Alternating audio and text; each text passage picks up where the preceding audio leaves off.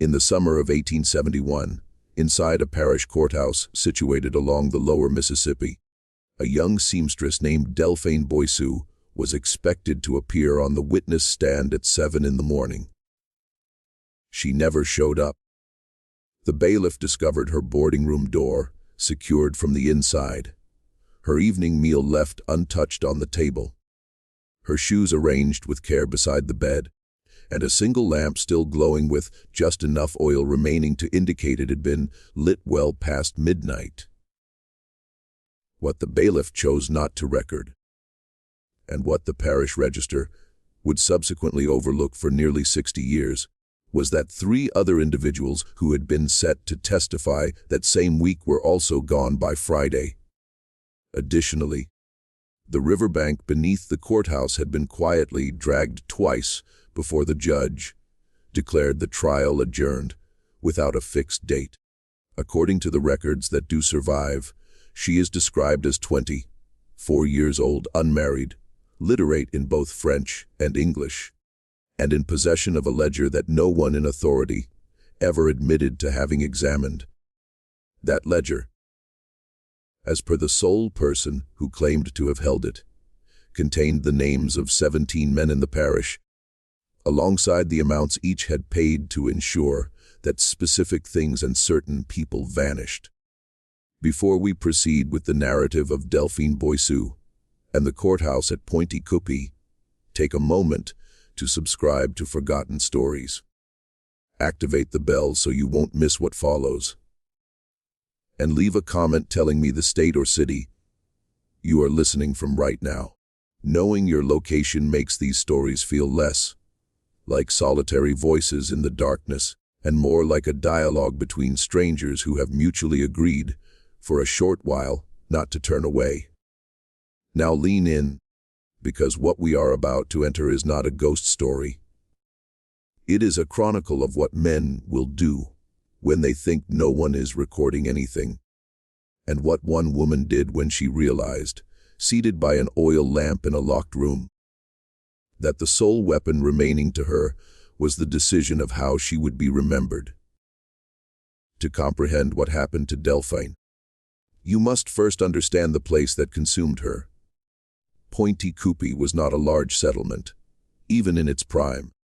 It was situated on a horseshoe bend of the Mississippi, roughly 40 miles downriver from Baton Rouge, where the bluffs gave way to cypress flats, and the August air was so thick that locals claimed you could chew it between your teeth. The town had been established in the 1760s by French colonists who had drifted south from the Illinois country, and so by 1871, its population was a complex mixture of old Creole families, formerly enslaved individuals who had remained on the plantations as laborers, Cajun farmers from the interior, Irish dockworkers who had come up from New Orleans after the Civil War, and a handful of northern agents representing cotton factors in Natchez and Memphis. The parish courthouse stood atop a low rise, constructed of locally fired yellow brick that had already begun to soften at the corners. Its clock tower was the tallest structure for a day's ride in any direction, and when the clock chimed on quiet nights, you could hear it from the opposite bank of the river, a slow, iron note that drifted across the water and into the cypress groves, where it seemed to anyone listening from the riverfront taverns to have originated from somewhere beneath the earth rather than above it. This was a land of levees and lantern-lit wharves, of sugar-cane rotting sweet in the fields after harvest, of mosquitoes that rose from the swamps in clouds, so thick they left welts on horses. The roads leading in from the interior were little more than ruts that turned to black mud in the rain and to a fine gray dust in the summer. And the dust settled on everything, on the shoulders of men's coats, on the windowsills of the boarding houses, on the linen that the washerwomen hung out to dry behind the laundries on the south end of town. It was also a region in the midst of a long and bitter rearrangement, because the war had ended only 6 years prior, and the men who had once governed Pointe Coupee were learning slowly, and with deep resentment, that governance was no longer solely theirs. The parish housed a federal garrison of 12 soldiers, quartered in a requisitioned warehouse near the steamer landing. It had a Republican sheriff imposed from Baton Rouge, a heavy, set man with a limp from Shiloh, whom none of the old families would invite to dinner. It had 3 newspapers, 2 of which printed in the careful coded language of the Reconstruction press, reminders of what had been and hints of what might return. And it had, beneath all of that, a quieter rearrangement, which was the rearrangement of money, because the cotton trade was shifting. The sugar economy had been devastated, and the old fortunes were being supplanted by newer ones built on methods that the old fortunes had also employed, but which the old fortunes had never been forced to document in 2 separate sets of books. Delphine herself was not a native of the parish. She had arrived in 1867 from a small settlement farther south in the Bayou country, brought in by an aunt who kept a boarding house on Rue St. Louis, 2 blocks from the courthouse square. The aunt, a widow named Celeste Arsenault, rented rooms almost exclusively to young women who worked in the shops and laundries of the town, and she managed her house with the quiet severity of a convent. The parlor clock was not permitted to run slow. The front door was bolted at 9 o'clock. No gentlemen callers were allowed past the front hallway, and every young woman who stayed in the house understood, without ever being told directly, that the preservation of a boarding house of respectable girls in Pointe Coupee in the year 1871 depended on the preservation of appearances, and that appearances in Celeste's understanding were not the opposite of truth, but its outer armor. Delphine was slender, with the dark hair of her mother's lineage and the pale gray eyes of a Norman grandfather she had never met, and she had inherited from her grandfather a habit of listening with her eyes half lowered, which people sometimes mistook for shyness, but which was, in fact, acute attention. She took in sewing, and by the spring of 1871, she had built a clientele that included the wives of cotton factors, the daughters of the parish judge, and 2 prominent women from the Catholic Charity Society. Her hands were swift, and her mouth was quiet, and in a town where almost everyone believed they knew everyone else's business, she was regarded as someone who kept her own counsel. She was also, by every account, devout in a soft and unobtrusive manner, attending 6 o'clock Mass on Sunday mornings at the small brick church behind the courthouse, and bringing communion to an elderly neighbor who could no longer walk. She had one suitor, a bookkeeper at the cotton warehouse named Etienne Pelletier, who had asked her twice to marry him, and been gently declined both times, though she continued to walk with him along the levee on Sunday afternoons. Pelletier was a patient man.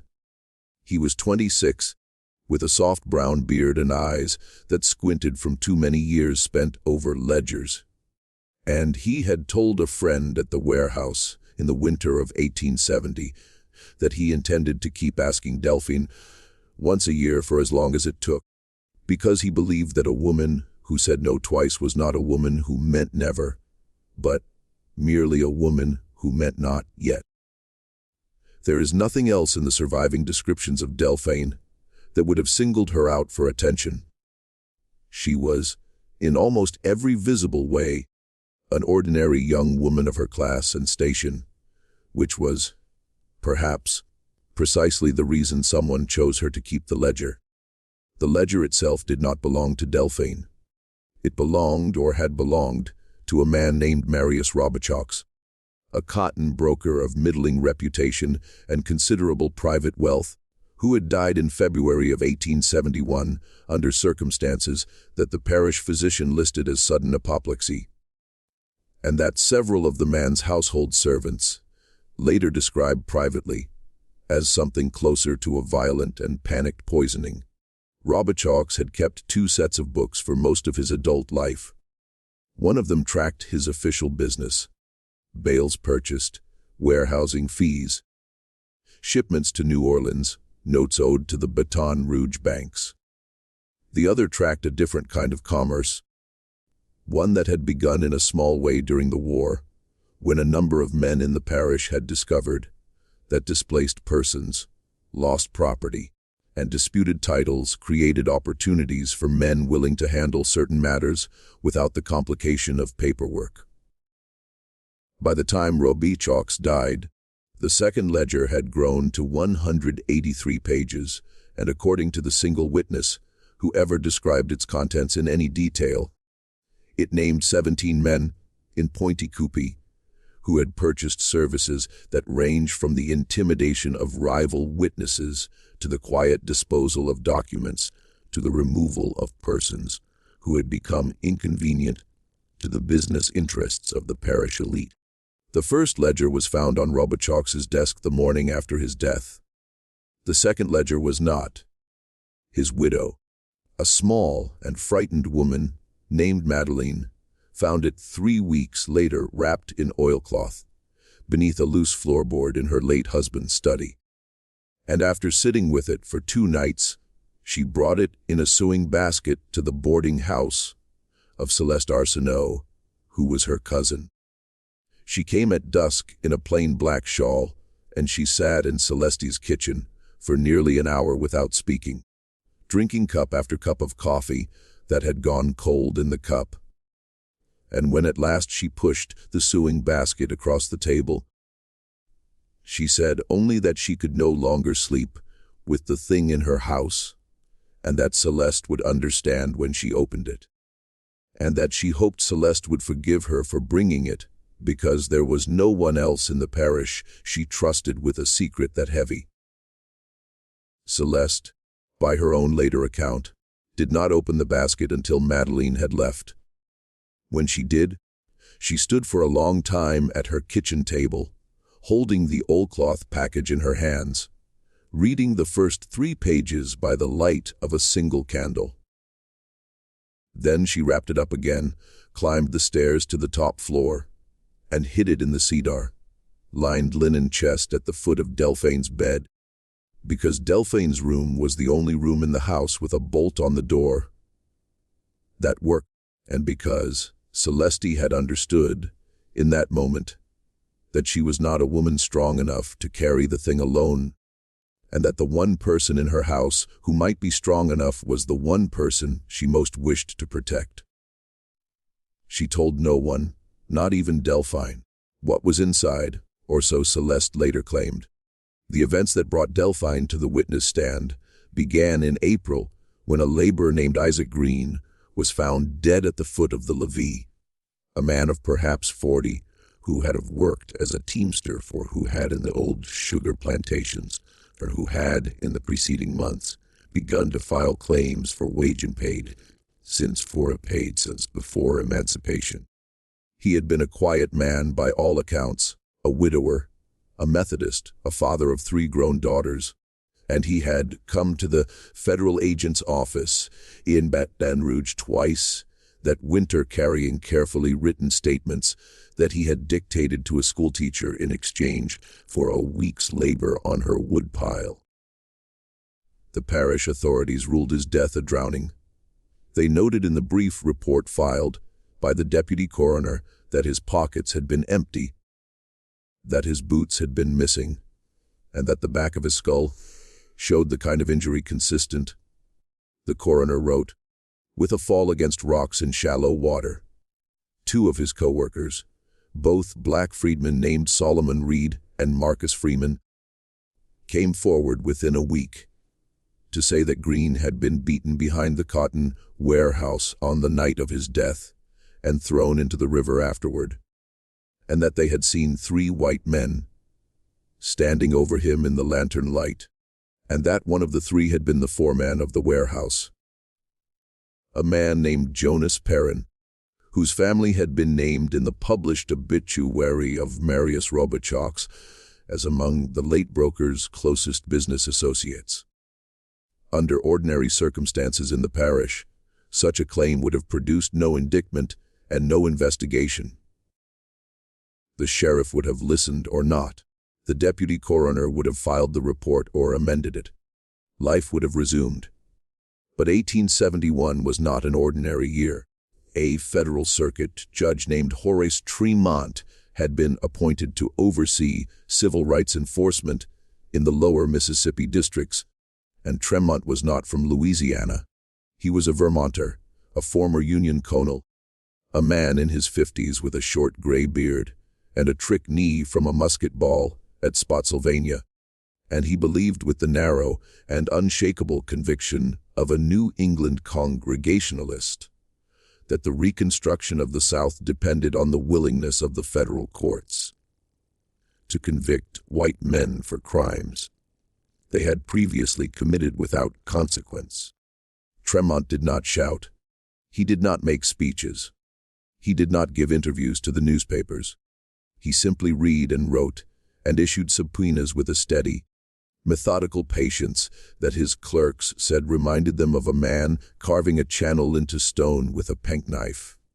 Tremont scheduled a grand jury for the first week of July, and he subpoenaed not only the 2 witnesses who had come forward, but any person in the parish known to have had dealings with Marius Robichaux. On the theory that Robichaux's second ledger, rumors of which had reached Baton Rouge, might contain information relevant to a pattern of organized violence against freedmen in the cotton trade. Delphine Boissou's name appeared on the subpoena list because Celeste Arsenault's name had been on the list first, and because when the federal marshal knocked on the boarding house door in the hot drizzle of a June afternoon, Celeste, terrified and ill with a fever that had begun the night before, had pointed down the hallway and said that her niece was the one who could speak to what was kept in the linen chest. That is how, in the last week of June 1871, a 24-year-old seamstress with no living parents and no surviving brothers came to be the one person in Pointe Coupee who could put a ledger on the record and name, one by one, the men who had paid Marius Robichaux to make things and people disappear.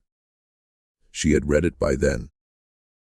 She had read it against her aunt's implicit wishes, sitting by the oil lamp in her room, with the door bolted and the shutters closed, listening to the small noises of the house settling around her, the creak of the staircase, the soft tick of the parlor clock 2 floors below, the occasional bark of a dog from the levee road. She had read all 183 pages in 7 nights.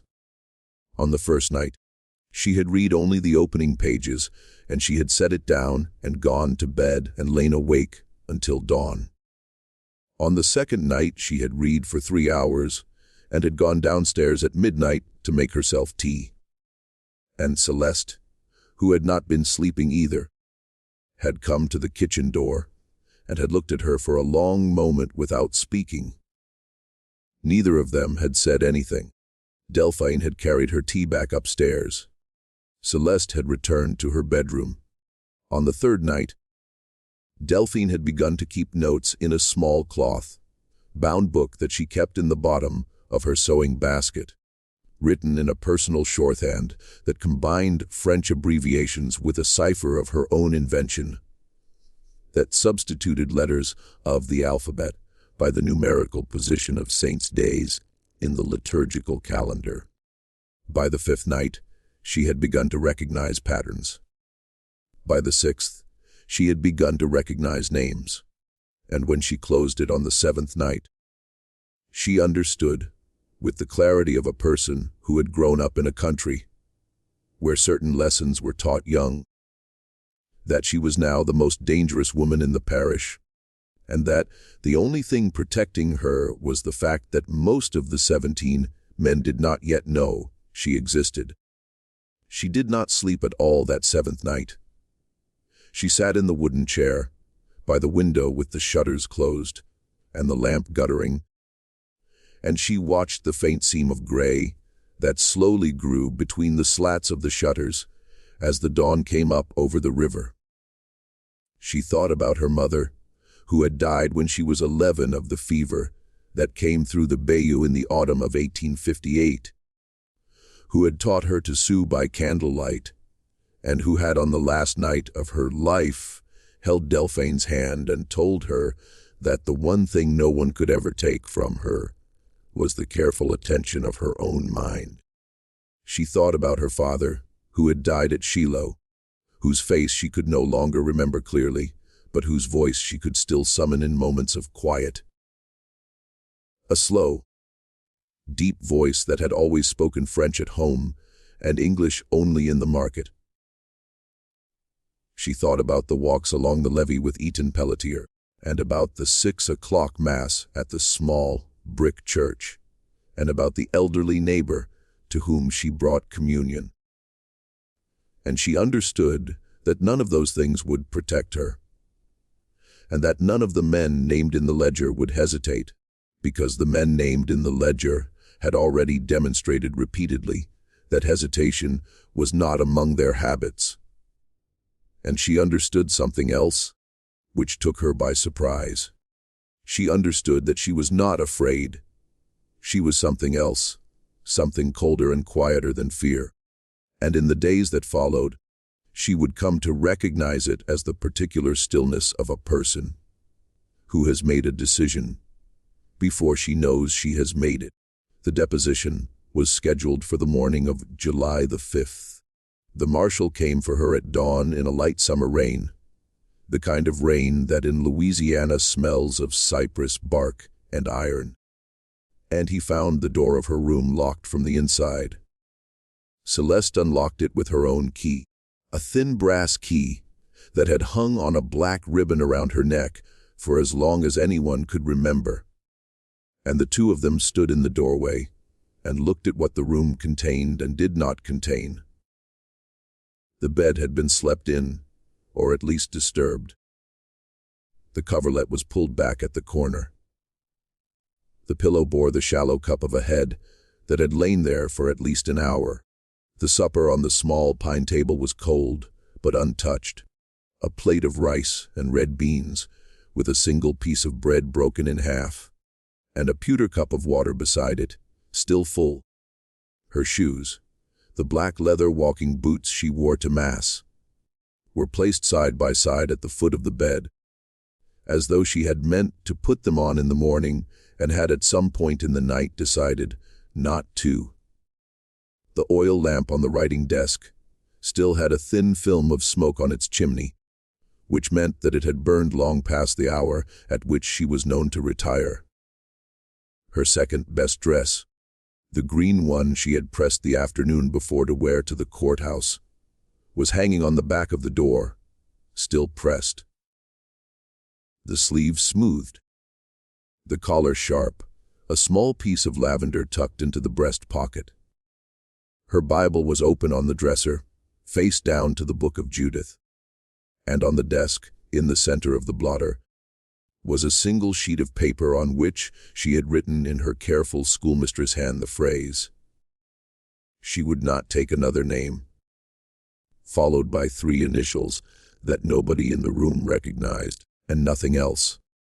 The linen chest at the foot of the bed was open. The ledger was gone, and so was Delphine. No window was broken. No floorboard was disturbed.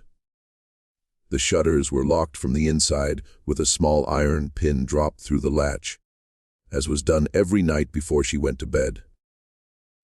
The bolt on the door had been thrown from the inside, and the bolt on that door, as anyone who had ever tried to enter it knew, was stiff with age and had a particular sound when it was thrown that could be heard from 2 rooms away. The only way out of that room, if she had left it alive, was through a door she could not have locked behind her. And yet the room was empty. The marshal, whose name was Henry Callahan, and who had fought with the Irish Brigade at Antietam, stood in the doorway for nearly a full minute before he said anything. He was a tall man, gaunt in the way that older Irishmen become gaunt, with a long graying beard and eyes the color of wet slate. He had a scar that began at the hairline above his left eye and ran down into the beard. And he had a habit, when he was thinking, of rubbing the scar with the side of his thumb. He rubbed it now. When he finally spoke, he spoke in a low voice to Celeste, and he asked her whether she was certain the niece had been in the room when she retired for the night. Celeste said that she was certain. Her voice, she said afterward, felt to her as though it were coming from the next room. She said that she had brought Delphine a cup of chicory coffee at 9 o'clock, that they had spoken for perhaps a quarter of an hour, and that Delphine had been calm but pale, and had said that she would sleep well because she had made her peace with God and with the testimony she was going to give. Celeste said that she had heard her niece bolt the door after her because the bolt on that door was stiff and it had a particular sound when it was thrown. She said that she had gone to bed herself just after 10 o'clock and that the house had been quiet all night and that she had not heard a single footstep on the stairs. Callahan walked around the room twice. He looked under the bed. He tested the shutters. He stood on a chair and examined the ceiling. He lifted the Bible on the dresser and looked beneath it, and then set it back down exactly as he had found it, face down on the book of Judith. Then he asked Celeste to leave the room, and he stood alone in it for a long time. Celeste, standing in the hallway, heard him do two things. She heard him open the linen chest and close it again, and she heard him murmur very softly something in Irish, a word she did not understand, a word she later believed was a prayer. When he came out, his face was the color of tallow, and he said only that this was no longer a matter for the marshal's office. He said it was a matter for Judge Tremont. And that night, two other witnesses on Tremont's list disappeared. Marcus Freeman, the freedman who had worked beside Isaac Green on the plantation and who had come forward to describe the beating behind the warehouse, was last seen at a small tavern on the riverfront at 10:30, walking out into the rain with a friend who said he saw Freeman turn north along the levee path and then lost sight of him in the dark. Freeman did not arrive home. His wife, a woman named Cora, waited all night with a lantern in the window, and at first light she went out along the path with a cousin calling his name, and they found nothing but the soft black mud and the deep silence of the cypress. By mid-morning, 3 more men had joined the search. By noon, one of Freeman's shoes was found at the edge of the river, half sunk in the mud with the laces still tied. No body was ever recovered.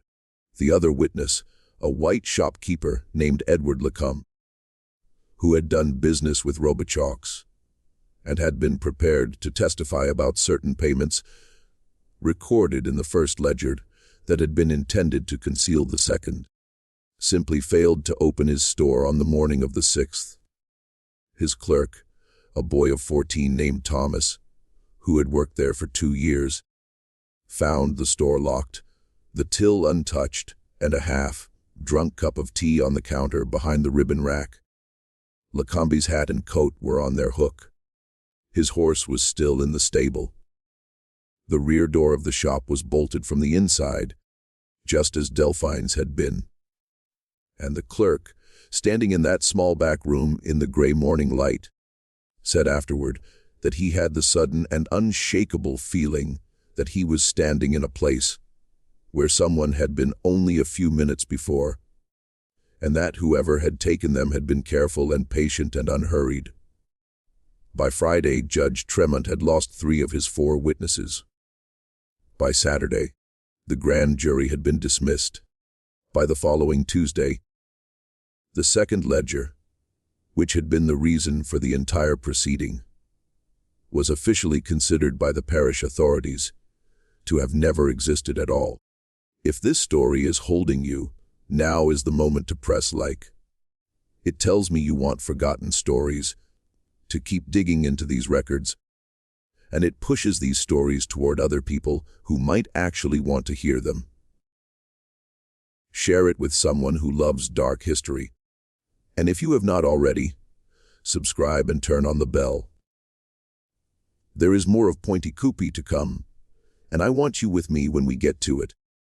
Decades later, in the years after the First World War, a young woman named Antoinette Duval came to Pointe Coupee from New Orleans to settle the estate of an aunt who had died without direct heirs. The aunt had been a daughter of Celeste Arsenault, and the boarding house on Rue St. Louis had passed to her. And from her, in 1919, to Antoinette. The house had been shuttered for 2 years by then. The rooms were dusty. The kitchen smelled faintly of mice and of the coffee grounds that had been left in a tin on a shelf for a decade. Antoinette was 26 years old. A slender woman with her grandmother's pale gray eyes and her mother's dark hair, trained as a schoolteacher. Engaged to a printer she had met at a lecture on the suffrage movement in Chicago. She had come south for a month to sort through what remained. Most of the house was sold or distributed within the first 3 weeks. But in the attic, in a locked tin trunk that had not been opened in at least 40 years, she found a bundle of papers tied with black ribbon. And among those papers was a letter sealed in wax, addressed in a careful schoolmistress hand to a person who did not exist. The envelope read simply, "To the one who asks." Antoinette sat on the attic floor in the dusty amber light coming in through the small round window, and she turned the envelope over in her hands for nearly 5 minutes before she opened it. The letter was dated the 3rd of July, 1871, 2 days before Delphine's disappearance, and it had been written in French, and it ran to nearly 7 pages. It began with an account of how the ledger had come into the boarding house, and how Delphine had been told to keep it in her linen chest, and how she had, against her aunt's explicit instructions, read it. It described what she had read. It named 6 of the 17 men, and it set out, in the plain and methodical prose of a woman who had been taught to keep household accounts, what each of them had paid Marius Robichaux for, and when, and how much. It described the death of a dock worker in 1866, whose body had been weighted and sunk in the river off the old sugar wharf, and it named the 2 men who had paid $42 for the disposal, and the man who had received the payment, and the exact night on which the weighting had been done, and the names. It described the forced removal of a freedman family in 1868, whose claim to land near the bayou had been inconveniently supported by a written deed. And it described the arson of the small cabin in which that family had lived. And it named the 3 men who had purchased the arson, and the 2 men who had carried the lanterns, and the child of 4, who had died of smoke inhalation in a back room. It described the disappearance of a young midwife in 1869, whose only crime had been to tell 3 pregnant women that the doctor they had been sent to was a drunk, who had killed 2 patients, and it described the method by which that midwife had been silenced, which had involved a staged elopement, a forged letter to her family, and a shallow grave in a cane field 12 miles north of town. Each of these accounts was set down without elaboration or outrage, as though Delphine had understood that her only protection against being dismissed as hysterical was to write like a clerk. And then, near the end of the letter, the tone shifted. The last 2 pages were something else. They described a visit she had received on the evening of the 1st of July, 4 days before her deposition. A man had come to the boarding house at dusk. He had not given his name, but Celeste had shown him up to the parlor, and Delphine had been summoned. The man was not a stranger. She recognized him as the eldest son of one of the men named in the ledger, a planter from the north end of the parish, whose family had lost most of its land in the war and was rebuilding its fortune through the cotton trade. He was perhaps 35 years old, well-dressed in a dark gray frock coat of a cut that had come in from New Orleans that spring, quiet in his manner, clean-shaven with hands that showed no labor, and a gold ring on his smallest finger. He had, Delphine wrote, the particular calm of a man who had made a decision that he did not expect to be disputed. He sat across from her in the small parlor, in the latter, back chair by the fireplace, and Celeste had brought coffee, and then, at a glance from the man, had withdrawn. He waited until the door of the parlor had closed behind her. Then he spoke. He told her that he understood she had been subpoenaed, and that he understood she was in possession of certain papers, and that he had come to propose a transaction. He said that he could see, from the quality of her sewing, and the modesty of her circumstances, that she was a woman of limited means and considerable intelligence, and that such a combination was rarely rewarded in the world as it presently existed. He said that he was authorized by persons whom he did not name to offer her $2,000 in gold and passage to any city she chose, east or west, and a letter of introduction to respectable families in that city, who would receive her as a gentlewoman of reduced circumstances. He named the families. The names were familiar. One of them was the Boston family of a woman for whom Delphine had, 4 months earlier, made a wedding gown. He said that in exchange she was to hand over the ledger, withdraw from her testimony on grounds of conscience, and leave the parish within 48 hours. He said that the alternative was one she would not enjoy, though he phrased it with great delicacy. He said that the parish had, he believed, already demonstrated what could happen to persons who insisted on carrying burdens that did not belong to them. He paused, and he looked at her with something like regret. And he said that he wanted her to understand that the offer was a kindness, and that it was the last kindness that would be offered. And then he waited. And she wrote that he waited with a patience that she found more frightening than any shouting could have been. Because he was not a hot-tempered man, and he was not a cruel man in the way a beast is cruel. He was simply a man who was prepared to destroy her, with the same administrative efficiency with which he would have foreclosed on a farm. Delphine wrote that she had looked at him for a long time, and that she had felt, for the first time in her adult life, the full weight of what it meant to be a woman in a place like Pointe Coupee in a year like 1871. And then she wrote that she had understood in that moment that the 17 men in the ledger were not a conspiracy so much as a system, and that the system was older than any of them, and that it would survive all of them, and that whether she took the gold and fled, or handed over the ledger and stayed, the system would not be dismantled by her testimony or by her silence. She wrote that she had thought, briefly and with a kind of distant amusement, about how she would describe the moment to Etienne Pelletier, if she could ever describe it to anyone, and she had understood that she could not, and that the inability to tell him was itself a kind of wound. A small cold wound she could not yet name. And then she wrote something that changed, for me, the entire meaning of this case. She wrote that she had asked the man a single question.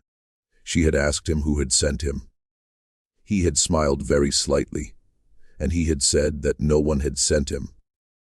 He had said that he had come on his own, because the other 16 were prepared to take measures that he considered distasteful, and he had wished to spare her and himself that distastefulness.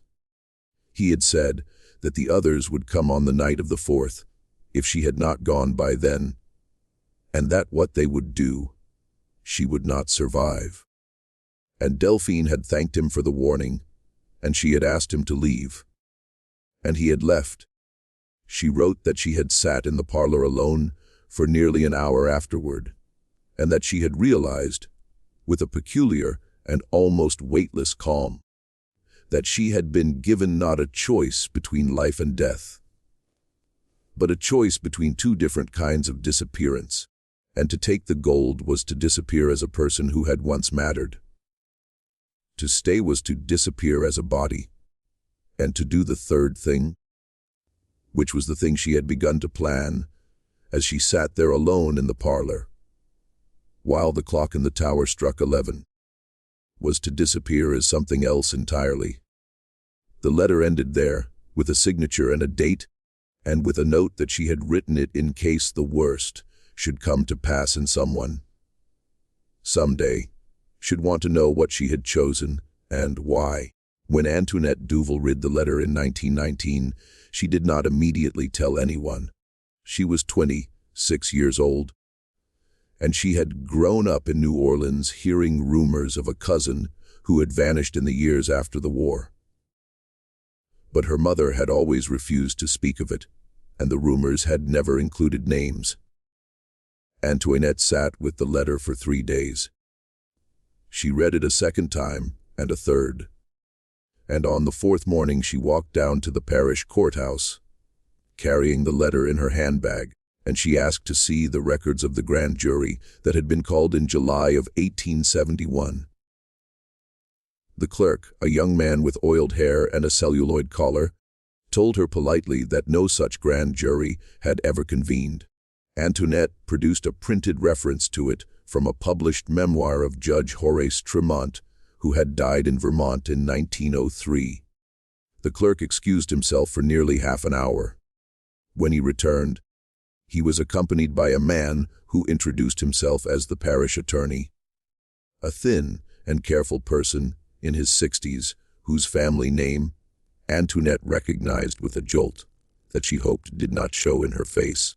From the 6 names in her cousin's letter, the parish attorney was courteous. He invited her into his office. He offered her coffee. He listened to her describe the letter without asking to see it. He did not write anything down. And then he told her, in the gentle and regretful tone of a man explaining that a roof cannot be repaired because the timbers are rotten through, that the documents she was looking for had been destroyed in a fire in the courthouse in 1884, that the memoir she had cited was known to contain inaccuracies, and that the family name of the young woman she was inquiring about did not appear in any parish record he could locate. He suggested with the same gentleness that perhaps her cousin had run away with a man and started a new life elsewhere, as young women sometimes did, and that it would be a kindness to the memory of the family to let the matter rest. He walked her to the door. He shook her hand. His hand was dry and cool, the hand of a man who had never done physical labor in his life. And on the street outside, in the bright October light, Antoinette understood 2 things at once. The first was that the parish attorney had known the name of her cousin before she had spoken it. The second was that the letter in her handbag was now the most dangerous object in Pointe Coupee, just as the ledger had been 48 years before. And that patience that had waited for Delphine in a darkened parlor in 1871 was in its slow and institutional way still waiting. She walked back to the boarding house by a different route than the one she had taken in the morning. She did not stop at the hotel where she had left her midday meal on the table. She did not speak to anyone she passed. She packed her trunk that afternoon. She left on the first train the following morning, and she did not set foot in Louisiana again for the rest of her life. Just when we thought we had seen it all, the horror in Pointe Coupee turns out to be something stranger and more patient than we had reason to expect. If this story is giving you chills, share this video with a friend who loves dark mysteries. Hit that like button to support forgotten stories. And don't forget to subscribe to never miss stories like this. Let's discover together What actually happened in that room on Rue St. Louis on the night of the 4th of July, 1871? Because we are not done yet. Antoinette took the letter with her to New Orleans, and then from New Orleans to Chicago, where she married the printer in 1922 and raised 2 daughters, and where the letter sat for another 40 years in a safe deposit box at a bank on Dearborn Street. She told her husband about it once, in 1931, on a winter evening when snow was piling against the kitchen window, and the radio was playing a program about the Scopes trial. He listened without interrupting. And when she was finished, he said that he thought the letter belonged to history, and that the right thing was probably to give it someday to a historian who knew what to do with it. But the right historian, they agreed, did not yet exist, and the country was not ready, and the safe deposit box would wait. It was her younger daughter, a woman named Rose, who finally brought it to the attention of a historian in 1963, after Rose had read an article in a national magazine about the records of the federal Reconstruction courts in Louisiana and the peculiar number of witnesses who had never lived to testify. The historian, a young assistant professor at Tulane named James Hodges, flew to Chicago within a week. He was 31 years old, a graduate of the University of North Carolina, the son of a Methodist minister, and he had been looking for a case like this for 3 years without knowing it was the case he was looking for. He read the letter twice in Rose's kitchen, with a cup of coffee in front of him that went cold. And then he asked her, very carefully, whether the family had kept any other papers from the aunt's estate. Rose said that there was a trunk in the basement that nobody had opened in her lifetime. She and Hodges went down the basement stairs together, and they pried the trunk open with a screwdriver. And inside, beneath 3 folded quilts and a bundle of tax receipts from the 1890s, they found the second ledger of Marius Robichaud's. It was exactly as Delphine had described it, 183 pages, 17 names, dates, sums, descriptions in the brisk commercial shorthand of a cotton broker of what had been purchased and on whose behalf. Hodges sat on the basement floor and read it for 2 hours without speaking. The furnace clicked on and off. A neighbor's dog barked somewhere outside. At one point Rose brought down a fresh pot of coffee and set it on a wooden crate beside him, and he did not look up. When he finally looked up, he said in a voice that Rose later remembered as almost apologetic that the names in the ledger belonged to families that were still prominent in Louisiana, and that the publication of the ledger would not result in any prosecutions because every man named in it had been dead for half a century, and that what they were holding was not evidence but history, and that history in a country as young and as reluctant as the United States was sometimes the only justice that the dead ever got. But here is where the story turns, and where the question I want to leave you with becomes unavoidable. Because what Hodges published in 1964, in a small academic monograph that sold fewer than 300 copies and was never reprinted, was not only the ledger and the letter. It was also the account of what the ledger revealed about the night of the 4th of July, 1871, in the room on Rue St. Louis. The ledger contained, as it turned out, one final entry. It had been written in a hand that was not Robichaud's, because Robichaud had been dead for 5 months, but in a hand that matched exactly the hand of an entry Robichaud had made 3 years earlier on behalf of a client who had signed his own name with the power tract, but was later filed with the parish records. The final entry was dated the 2nd of July, 1871, 3 days before Delphine was scheduled to testify. It read, in translation from the broker's commercial French, as follows: Commission 17, subscribers pro rata for final arrangement of the matter of the Rue St. Louis to be completed on the night of the 4th. some collected and held in escrow pending confirmation. The entry did not name the person who had written it, but Hodges, reading it in Rose's basement in 1963, had understood immediately who had written it, because there was only one person in the parish, apart from Robert Chalks, who had known every subscriber by name and known the exact amount each would be assessed for a pro rata commission. And that person had been the senior clerk of the cotton warehouse. A bookkeeper with a soft brown beard and eyes that squinted from too many years over ledgers, who had walked down the levee with Delphine on Sunday afternoons, and who had asked her twice to marry him, and who had been from the beginning the man the 17 had sent to watch her. The account was this. Delphine had made a plan in the hour after the young planter left her parlor on the evening of the 1st of July. But the plan had not begun that night. The plan had begun 2 weeks earlier, when she had first begun to read the ledger and had recognized on the 4th page the distinctive handwriting of the warehouse clerk, Etienne Pelletier, who had made 3 fair copy transcriptions in the book and had signed them with the small flourished P that he used on the envelopes of the letters he wrote to her. She had sat by the oil lamp in her room for a long time that night, she wrote, holding the ledger and looking at the P. And she had understood in the slow way that a person understands a thing she has already half understood for months, that the patient suitor, who had asked her twice to marry him and had been content to wait, was not waiting for her love. He was waiting for her testimony.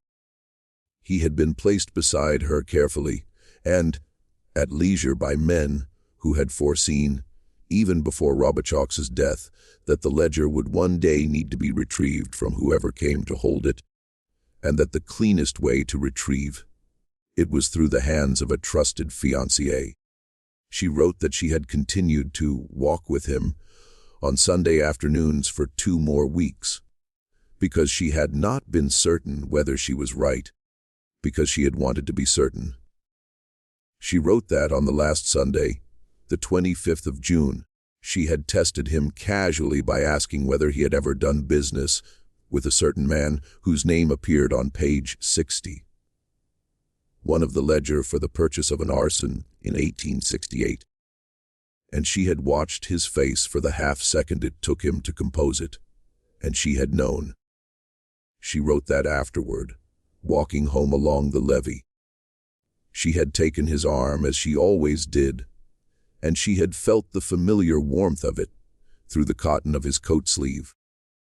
And she had understood that the warmth was not a lie, that he did care for her in whatever degraded sense a man of his kind could care for a woman he had been paid to watch, and that this knowledge was, in some ways, the worst part. It meant that he was not only dangerous, he was also, in his own small and compromised way, a man who had come to believe he deserved her. And she had understood that belief made a man behave in ways that the cold instruction of his employers could not always anticipate. After that, the plan was simple, though simple is not the right word. On the evening of the 1st of July, after the young planter had left the parlor with his offer of golden passage, Delphine had gone directly to the home of the federal marshal, Honoré Henry Callahan, on the far side of the courthouse square, and she had told him what she had been offered and what she had been threatened with. And she had asked him for one thing only. She had asked him to help her disappear in a way that would be more useful than her death. Callahan, who was an Irishman and a widower, and a man who had spent the war watching the world rearrange itself at a terrible cost, had listened to her for nearly an hour. He had asked her questions. He had asked her what she thought would happen to the ledger if she testified, and she had told him that she thought it would vanish from the evidence room within 48 hours of being entered, because the system, she had been reading about for 7 nights was older and more patient than Judge Tremont, and colder than any of them had accounted for. And he had asked her what she thought would happen to her if she took the gold and went, and she had told him that she thought the men would let her live for perhaps 2 years, and then they would decide, on some winter night in or Cincinnati, that the risk of a living witness was too great, and she would die in a way that would be called an accident, and nobody would ever connect it to a parish in Louisiana. He had asked her what she wanted, and she had told him that she wanted the ledger to survive, and she wanted the 17 men to believe they had won, and she wanted to live quietly somewhere that was not Louisiana, and she wanted, above all, to leave behind an account that someone, one day, would read. Callahan had sat across from her at his small kitchen table for a long time, and at last he had said, in the soft and deliberate voice of a man weighing a professional matter, that he thought it could be done. It took him 3 days and most of the private funds he had been saving to move back to Massachusetts after his retirement. Between them, in the 3 days that followed, they arranged for Delphine to be placed on a cotton steamer, bound for Cincinnati on the night of the 4th, traveling under the name of a woman from Natchez, who had died of yellow fever 2 years earlier, and whose papers had been quietly preserved in the marshal's files. They arranged for her supper to be left cold, for her lamp to be burning, for her shoes to be placed beside the bed, and for her door to be locked from the inside by a trick of the bolt that Callahan had learned from a burglar in New York before the war. A method that involved a length of fine copper wire and a patient hand, and that left no evidence of tampering. They arranged, in short, for the room to appear to contain a vanished woman, so that the 17 men of Pointe Coupee would believe they had succeeded and would stop looking. And Delphine, at the last, arranged for the ledger to be placed in the hands of her aunt in the linen chest with instructions that it be hidden in the tin trunk in the attic, and that it remain there until the world had become a place in which it could be read. But there was one thing more, one thing that Hodges published in 1964, and that has been largely forgotten since, because it did not fit the clean shape of a tragedy that ended in survival. On the night of the 4th of July, when 3 men entered the boarding house on Rue St. Louis by the back garden, with a key that had been given to them by the warehouse clerk Etienne and Pelletier, and climbed the stairs in their stocking feet to the top floor, and stood in the hallway outside the bolted door, they had expected to find Delphine. They had not expected to find the door already bolted from the inside, with the particular silence of a room that had been arranged. They had stood in the hallway for nearly a full minute, listening. And then one of them had knocked softly, 3 times, in a pattern that Pelletier had told them Delphine would recognize as his own. They had waited. No answer had come. They had knocked again, louder, with the edge of a pistol. No answer had come.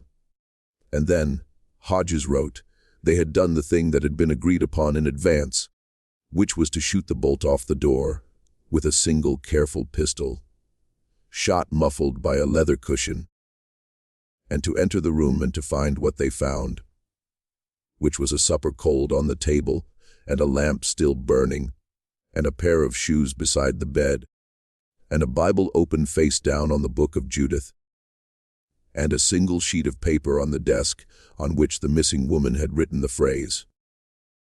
She would not take another name. They had stood in that room, the 3 of them, and they had come, slowly, to the same conclusion that Callahan had come to in the morning, which was that a body was not going to be found, and that a ledger was not going to be found, and that something had gone wrong in a way that could not be explained. 2 of them had left the house by the back garden. The third had stayed behind because the third was Etienne Pelletier. And Pelletier had sat down on the chair by the window in the room that still smelled faintly of lavender and of the cooling wick of the oil lamp. And he had read the sheet of paper on the desk. And then he had folded it twice and put it in his coat pocket. And he had sat for a long time in the dark. He had understood, before either of the other 2 had understood, what had happened. He had understood because he had known Delphine better than any of the 17 had allowed themselves to know her. That she had seen through him, and that she had seen through them, and that she had done the one thing that none of them had prepared for, which was to vanish in a way that rendered their power meaningless. And he had understood, sitting there in the dark, that the paper in his pocket, with its 3 initials and its 6 words, was addressed to him. She would not take another name. Not his. Not any. She had decided who she would be and who she would not be. And the decision had been made before he had ever thought to propose the question. Pelletier left Pointe Coupee the following year. He is recorded in the 1880 census as a bookkeeper in a small cotton warehouse in Mobile, Alabama, unmarried, living in a rented room. He never married. He died in 1897 of tuberculosis in a charity hospital. And he was buried in a pauper's section of a Catholic cemetery outside the city. The paper with the 3 initials was not among his effects. Whether he burned it or buried it, or carried it to the end, and asked for it to be placed in his coffin is not known. And Delphine, for her part, lived. She lived in Cincinnati for 6 years, under the name of the dead woman from Natchez, teaching French to the daughters of river merchants, renting a room in a Quaker widow's house, attending a small Episcopal church on Sunday mornings because she understood that the papers she carried would not stand up to the scrutiny of a Catholic parish with which the dead woman's family had kept up correspondence. She sent money anonymously through the hand of Henry Callahan to Cora Freeman in New Orleans for 11 years, until Cora moved and the address was lost. She moved to Boston in 1877, where she worked briefly for a publishing house as a copy editor of French translations. And then, in 1882, she moved to a small town in western Massachusetts, where she taught French at a girls' school for nearly 30 years. She never married. She wore, for the rest of her life, a thin silver chain around her neck that held a small oval locket. And the locket, when it was opened after her death, by the headmistress of the school, contained only a folded piece of paper on which 3 initials had been written in a hand that had faded almost to nothing. She never returned to Louisiana. She never spoke of Pointe Coupee. She subscribed, however, to a New Orleans newspaper for 46 years. And she read it, her colleagues remembered, in the evenings by the window of the small sitting room she kept at the school, with a pencil in her hand and a cup of chicory coffee beside her. What she marked in those papers, if anything, nobody ever asked. She died in 1928 at the age of 80, one of pneumonia following a stroke. And she was buried under a name that had never been hers in a New England churchyard where the headstone gives a date of birth. That is not her own. The letter in the tin trunk, addressed to the one who asks, was the last piece of writing she ever signed with her real name. And what she had chosen on that night in the parlor was not life and not death, but a third thing. To become, in the records of Pointe Coupee, a woman who had vanished, while remaining in the records of her own life, a woman who had lived. She had understood that the ledger would not destroy the system.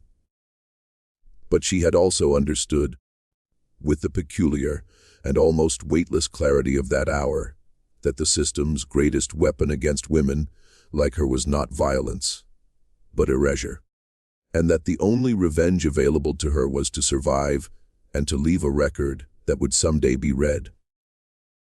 Marcus Freeman was not so fortunate. His body was never recovered. The men who took him from the levee path on the night of the 4th of July were never identified in any document that survived the 1884 courthouse fire. Though 3 of the 17 names in Robichaux's ledger are known to have purchased, in the weeks afterward, unusually large quantities of lime from a warehouse in Baton Rouge. His widow, Cora, raised their 4 children alone, took in washing for a living, moved to New Orleans in 1878, and lived to see her youngest son become a Pullman porter on the New Orleans to Chicago line. She died in 1902 in a small rented room on Delphine Street with her daughter at her side. And when her daughter was asked, years later, whether her mother had ever spoken of the night her father disappeared, the daughter said that her mother had spoken of it exactly once, on the night before she died, and had said only that she hoped that somewhere a record still existed, and that somebody, someday, would find it. Edward Lacombe, the shopkeeper, turned up 3 weeks after his disappearance in a jail in Memphis, having been beaten so severely that he could no longer speak clearly. And he lived the rest of his life in a rooming house run by Methodist missionaries, selling penny candy from a wooden tray to the children who passed his window on their way home from the public school. He never testified.